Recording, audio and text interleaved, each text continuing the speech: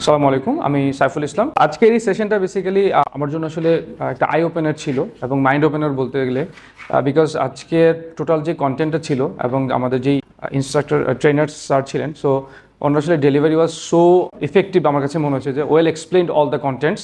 So এই টপিকগুলো শুধু বইয়ের টপিক না, আমার মনে হয়েছে যে আসলে আমার যেহেতু একটা টিম আছে এবং আমি একটা গ্রুপ অফ পিপলকে লিড করি, তো আমার প্রতিদিনের দৈনন্দিন জীবনে আমি যাদের সাথে প্রতিদিন একসাথে ওঠা বসা করি, সো ওদের আসলে প্রপার ওয়েতে গাইড করতে গেলে, নিজেকে ট্রু লিডার হিসেবে আসলে এস্টাবলিশ করতে গেলে আসলে কী কী জিনিস আমার ল্যাকিংস আছে আমার নিজের দিক থেকে আমি আসলে সেই সেলফ অ্যাসেসমেন্টটা করেছি ট্রেনিংয়ের মধ্যে থেকেই। সো আসলে আমার মনে হচ্ছে আমার অনেক কিছুই আসলে ডেভেলপ করা দরকার, অনেক জায়গাতে আসলে কাজ করার বাকি আছে।